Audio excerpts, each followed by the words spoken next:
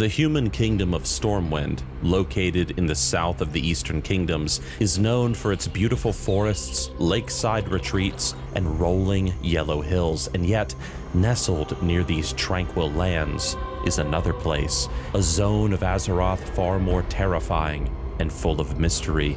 Duskwood, my friends, is the shadowy heart of the Eastern Kingdoms, where an eternal twilight seems to wrap around you like a shroud, and every quest feels like a brush with death itself, sometimes quite literally. And nestled, hidden within these haunted woods, lies a quest that many of you likely have never heard of before, a tragically unknown tale that has likely led to your death multiple times in the zone. My friends, this is the forgotten curse of Duskwood. The town of Darkshire offers a comfortable refuge among the whispering trees of Duskwood, and it's there amongst the grim faces of the village tavern that rumors might be overheard of a place far across the zone. A graveyard, vast and terrifying, filled with the reanimated remains of multiple undead who strike out against any unsuspecting travelers on the road. Perhaps you may find this to be mere folklore, utter nonsense told only to frighten children. And yet, when the local guard steps into the tavern, the Night Watch, stories can be overheard from their officers of what has been occurring deep within the forest. Mutilated remains of merchants, travelers, necromancy practiced in forgotten caves and forsaken corners of the forest, but worst of all, something far more terrifying than simple skeletons and ghouls feasting upon the flesh of dead men. A horror so foul and dark that any who have laid their eyes upon it have never been seen again. It is in the overhearing of these conversations that you would likely take up the challenge of assisting the Night Watch in protecting the populace of Darkshire and Greater Duskwood, being the hero that you are. You explain that you do not fear silly folklore and myth, and so you'll accept any quest to aid the struggling Night Watch. Your adventure and your boasts in the tavern will take you westward, across the remains of former verdant fields, past churches that once rang with songs of worship of the Holy Light, over stones and hills, towards the place that the locals now call Raven Hill. And it is here, amongst the uncountable graves, that the truth of what you have heard in the tavern's talk reveals itself to be true. From out of the darkness comes forth the reanimated skeletal and ghoul monstrosities that you once thought were mere stories. For but a moment, your breath would be caught in your throat, but praying to whatever god or power that you worship, a shaky confidence would find your spirit in the face of your foes. Then they would descend upon you, relentless in their assault, attempting to feed on your still beating heart, which pumps such delicious blood. With so great an effort, just as you feel the last of your strength leave your body, the final enemy would fall, leaving you alone in the silence of the cemetery. Or at least, so you would think. Something would stir nearby. The sight of him, towering and monstrous in his form, would break even the bravest of souls. There was no shame in running, my friend. You would see a skeletal knight in golden armor walking towards you from out of the shadow's womb, eyes glowing with an unending desire to leave corpses in his wake, yours simply to be his next victim. Whatever strength bloomed in your spirit before seems swallowed by the presence of this golden mockery of a knight, and it begins to cackle at you, seeing the fear growing in your dimming eyes. That is when it charges. Your arms tremble, your legs are on the verge of giving out due to exhaustion. You can't handle such a battle as this, not now. You have no choice. You flee in whatever direction while the laughing terror chases you through the mists from behind. You'd pray your brow would be pierced by sweat, but ultimately, due to divine favor or sheer luck, you would escape from the graveyard, finding yourself perhaps in the northern reach of the forest. And it's there, while you orientate yourself and recover from the near-death experience, that something would catch your eye. A grave, only this one different from the rest that you encountered in the great cemetery. This one is simple, tucked far away from the rest, and the dirt seems disturbed as if something large emerged from below at the call of an unknown master. And etched onto the weathered wood, you would read a name, Mor'Ladim. Why is this grave so far from the rest, you might ask yourself? Who was it that was buried here that clearly now stirs once more? The question might linger in your mind as you retreat back to Darkshire, following the river that divides the forest from Elwyn, hoping that no further undead cross your path. And when you do finally enter back into Darkshire, the experience of Ravenhill Cemetery has clearly left you quite bothered. A drink and a song are going to be much needed by the hearth fire. In the tavern, you would hear those tales again being whispered of what lies out in the woods. Abominations and mad scientists, cackling wolfmen and flesh-eating giants with two heads, occupying tunnels that stretch beneath the earth. Only this time, you'd believe the tales. You'd stare into your drink quietly. Duskwood has already made you a changed man. I did want to pause here for a moment in our tale just to let you all know about the upcoming release of me reading the short story Road to Damnation, featuring Kel'Thuzad and the Lich King for channel members right here on Nixxiom. For anybody that wants to show their support for this sort of content, thank you all very much. You can see a small tease on your screen of what's to come. And also, I wanted to give a quick shout out to this channel's sponsor, Zygor. It is World of Warcraft's ultimate add-on, and these guys help so much when it comes to the content creation on this channel. So if you get a moment, check them out. They are linked down below in the description. Let's get back to our story. A man would approach you, his name, Sira Van Indi, who introduces himself as the historian of Darkshire, and he would take a place beside you in the tavern. Sipping ale together, the two of you may share a conversation about the history of the town and how you would best be able to help it further, given your expertise in travel and in battle. And it's during this talk with the town historian that curious name would come back to you again, Mor'Ladim. Asking him of the name, the historian would respond, Mor'Ladim? Ah, yes, of course. His was a long and sorrowful tale. I knew him, well, before he left for the war. But that was the last time I saw him. A noble and good man he was, but he suffered a bad end. Here, I should have something here that can tell the tale better than my own recollections. Reaching into his pack, he would produce a book and hand it to you after marking a page for you to read further. He would then continue and say, If you would like to know more, you might ask Althea. She's been the one to handle the trouble with him of late. Trouble? What trouble, you wonder? The historian, not able to stay for long due to his duties, he would soon depart the tavern, leaving you alone to read. And should you look over what is marked in the book, the disturbing tale of this mysterious individual you will soon discover. And this is what the story says.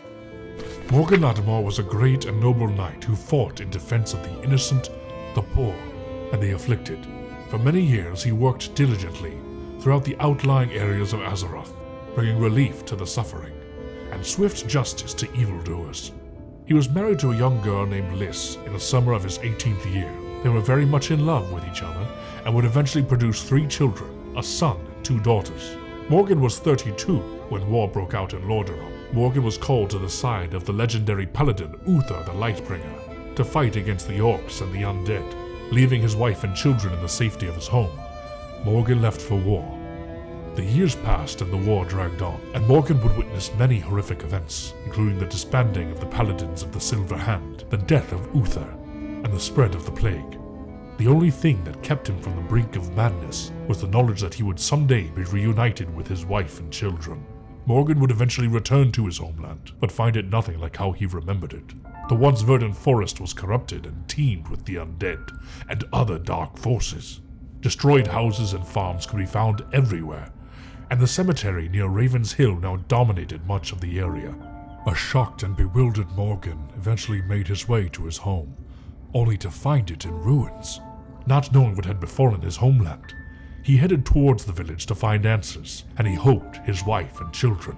Morgan inquired about his family, but could not find any answers. A priest in Darkshire, as it was now called, said that he might search the cemetery at Raven Hill for a gravestone. Morgan refused to believe that his family was dead, and continued his search to every farm and house in Duskwood, but to no avail.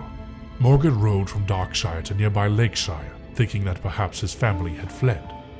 On his way there, he decided, against his better judgment, to stop by the Ravenhill Cemetery. Morgan spent hours walking amongst the gravestones. He recognized many names of people that he knew and became more and more distraught. Then he saw them, a small, untended plot amongst the many, with 3 small gravestones. A feeling of dread washed over him as he approached. Morgan brushed off the dust of the most prominent gravestone to reveal the name on it. Simply carved upon the grave, letters spelled out his worst fear: Liz Lattimore, beloved wife and mother. Morgan's apprehension turned to dismay, and then to grief, and he fell to his knees weeping. For hours he stared at that one grave, begging the cold stone for forgiveness and sobbing apologies.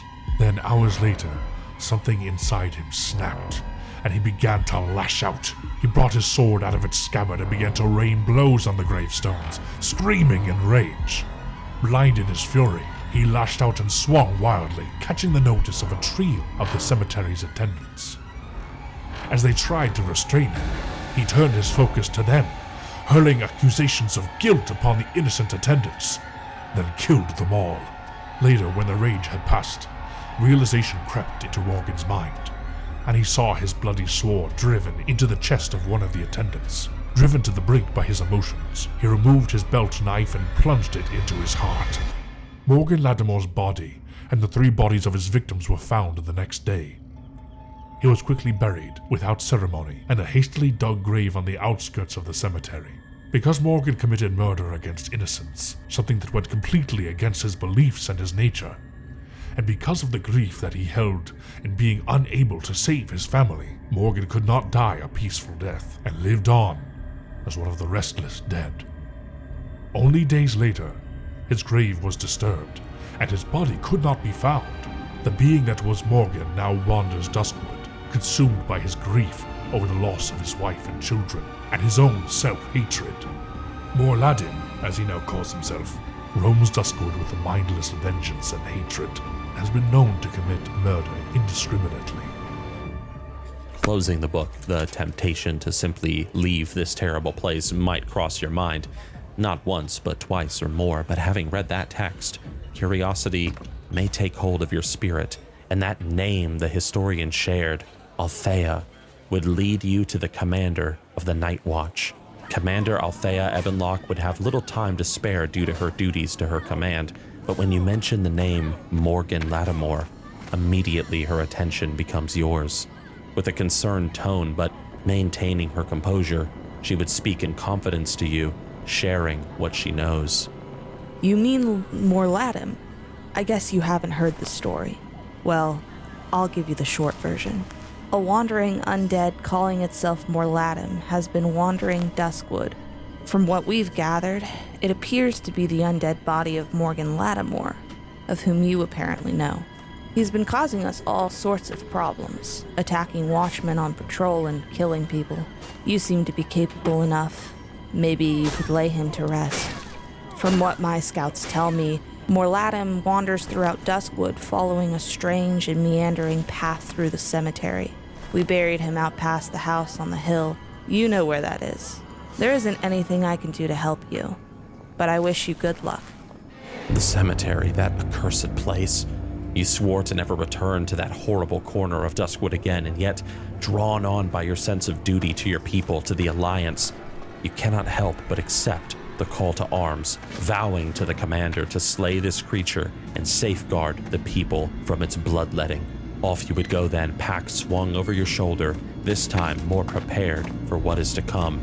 And as you enter that cemetery once more, you'd again find yourself assaulted by skeletons and ghouls, all the while looking over your shoulder in case that large skeletal knight is nearby. By the dozen, the undead would come, seeking to overwhelm you with the sheer volume of their host. And yet with weapon in hand and confidence growing in your mind, they would be dispatched one after the other. Perhaps you'd begin to believe this quest wouldn't be so difficult, but that is when you would see him. staring at you from out of the darkness, that skeletal abomination most dark, jaw hanging in an eternal death scream as it suddenly charges out towards you. Ice would pierce your heart. Every instinct would tell you to flee as you did before, but this time, you notice something. Could this be Mor'Ladim? Speaking his name aloud, the creature would pause and then erupt into a frenzy of swings and fury, confirming your suspicion. So you would hold your ground against him, parrying his blows and ignoring his laughter as he delights in the battle that you are so desperately trying to survive. How many have died against this creature, you wonder? How many dozens or hundreds has he slain? For most adventurers, this skeletal knight would be their end, but you are different. Either alone or with a group of allies, you would strike down this foe, driving your sword into what remains of its rotting heart through the golden armor that once boasted of knighthood so proudly, and onto the ground he would fall, and as you look down upon his corpse, his jaw would still be hanging open, as if he were still cackling, delighting, even in his own death. Despite his end, the air would feel colder. You turn, depart, leaving that once proud knight to the ghouls to be consumed. There's nothing more you can do.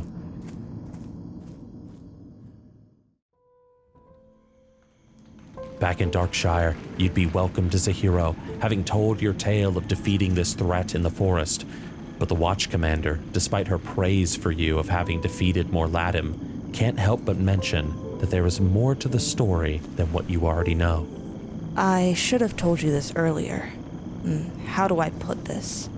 Morgan may have believed that his family was all dead, but in fact his daughter Sarah Lattimore is now a Watcher. She's always been troubled by the circumstances surrounding her father's death. Perhaps you could go to bring the news to her.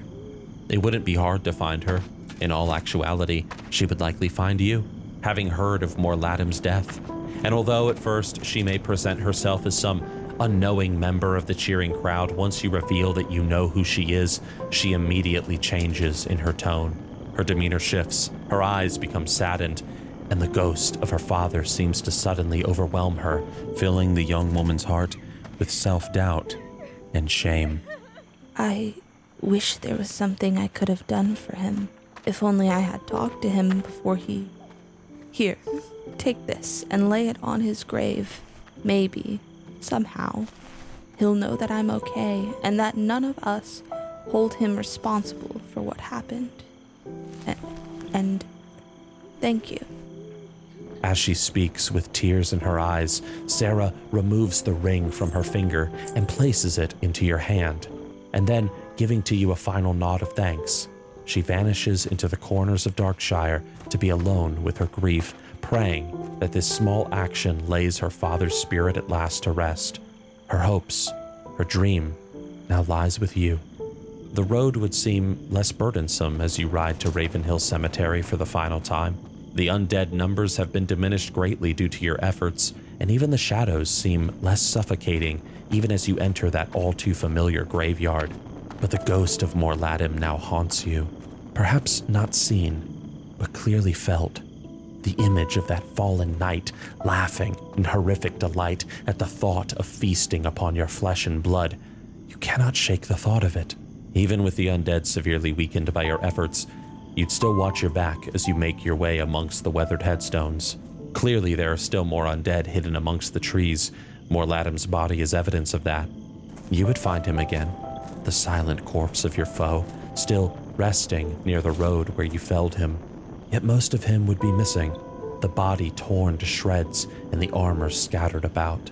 What remained of his flesh has been eaten, his blackened blood has been suckled, and that formerly laughing skull now sits half shattered in the grass, staring into an empty oblivion, kept company by nothing more than the ants that crawl upon it and the silence of the surrounding tombstones. Soon enough, you'd emerge from Ravenhill back into the forest in the north, and there, sitting lonely and alone, is that simple grave that began this whole adventure. The winds would whisper as you approach, the night insects would cease in their songs. All would be still, only you and the grave of a fallen knight. A pause, but then, reaching into your satchel, you'd remove Sarah's ring and place it gently upon the wet soil of the grave. You would bury it in quiet contemplation before standing to your feet. It is finished, and yet something would feel strange within the air. A chill, similar to the one you experienced when you first faced Mor'Ladim. Could he somehow have returned?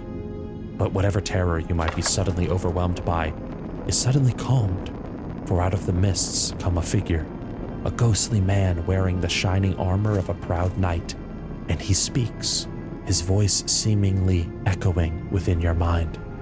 This is Sarah. Could it be she's still alive? The weight is removed from my shoulders. You, take my sword, Akyas. As my soul is put to rest, I have no more need for it. It was forged to do good, and though I have proved myself unworthy to hold it, perhaps you will carry on the light through it. Bliss, my love. The ghostly figure would shut his eyes as he speaks those final words, and as he does so, he would fade, having closed his eyes forever to this world, now passing beyond.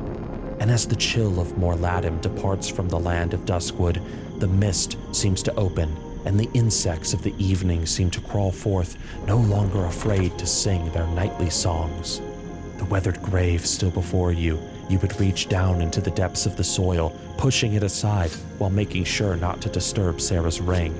And from out of the cold earth, stained in soil and memories of a life long lost, comes forth a blade. Beautiful and golden in its color, the sword Arceus is likely one of the most powerful weapons that you have come across on your journey thus far.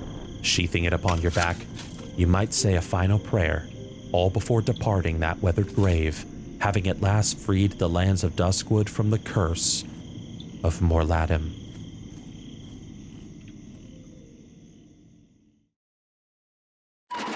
Everybody, I hope you enjoyed this video, and if you did and you want to support more content like this, please consider becoming a channel member and earning yourself not only rewards, but emotes that you can use in the comment section of this channel. Every little bit helps, and it is very much appreciated.